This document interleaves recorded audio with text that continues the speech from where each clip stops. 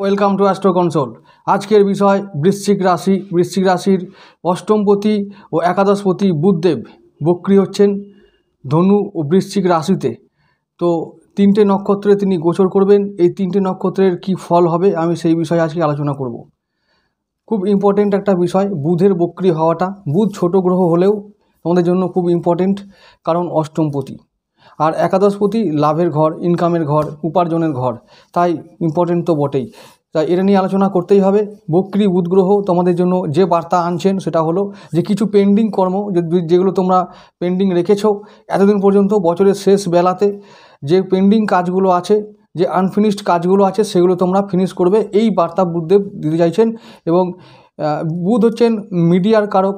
Media, management, accounts মানে হিসাব বাকি, তারপর ল, বিচার ব্যবস্থা, তো তারপর সোশ্যাল লাইফ, এই সমস্ত ক্ষেত্রে যে সমস্ত কাজ পেন্ডিং আছে, ডকুমেন্টের কাজ মানে দলিলপত্র বা কাগজপত্রের যে কাজ, যে ইম্পর্টেন্ট কাজগুলো বছরের শেষ বেলাতে এখনও মনে হচ্ছে যে গোছানো হয়নি, সেই কাজগুলো সারা হয়নি, সেইগুলো এবার করতে হবে। বুধদেবের এটাই বার্তা। তো এই কাজগুলো তোমাদেরকে বলছি যে এই কাজগুলো তোমাদের যদি থেকে থাকে জীবনে বা তোমাদের পরিবারে, তো সেই কাজগুলো এবার ফিনিশ করো, না হলে বছরের প্রথম দিকে গিয়ে নাজেহাল হয়ে যাবে। সমস্ত দিক থেকে একদম নাজেহাল হবে, কাজ গুছিয়ে নিতে পারবে না, কাজ করার গতিটা পিছিয়ে যাবে। আর আমি বলে রাখি যে 13 ডিসেম্বর বুধদেব বক্রী হচ্ছেন, আর 2রা জানুয়ারি 2024 তিনি মার্গী হবেন। এই সময়কালে অর্থাৎ 13 তারিখ থেকে ওই যে 1 জানুয়ারি বা 1 জানুয়ারি, এই সময়কাল পর্যন্ত তোমাদের পেন্ডিং কর্ম ফিনিশ করার একটা দায়িত্ব থেকে যায়। আর এই সব বিষয়ে বিশেষ করে ট্রাভেল অ্যান্ড ট্যুরিজম, বিচার ব্যবস্থা, আইন আদালত, কোর্ট, তারপর ডকুমেন্টের কাজ, পেপার ওয়ার্ক, তারপর হিসাব বাকি, অ্যাকাউন্টসের বা ট্যাক্সের কোনো কাজ বাকি থাকলে, তারপর হোটেল তো বলেছি, মিডিয়ার কোনো কাজ, ম্যানেজমেন্টের কোনো কাজ, যারা হোটেল ম্যানেজমেন্টে আছো বা হোটেলের সঙ্গে যুক্ত আছো তারা সমস্ত দিক থেকে, এমনকি যারা ঘরোয়া কোনো কাজে ম্যানেজ করতে চাইছো, ঘরোয়া কোনো অনুষ্ঠানের কাজ যাদের আছে বা যাদের হবার কথা চলছে, সেই সমস্ত কাজগুলোকেও তোমরা আবার ফিনিশ করো, না হলে কিন্তু বছরের প্রথম দিকে তোমরা মানে এত নাজেহাল হবে যে কাজ গুছিয়ে উঠতে পারবে না, কারণ অষ্টমপতি মনে রেখো। আর একটা কথা, অষ্টমপতি হঠাৎ করে বিপদ আনে, হঠাৎ করে অনিশ্চয়তা আনে, তাই এই বিষয়ে আমাদের সাবধান থাকতে হবেই। আর অষ্টমপতি ও একাদশপতি বক্রী হওয়ার জন্য কিছু লাভ তোমাদের হবে, হঠাৎ করে অর্থ প্রাপ্তি হবে,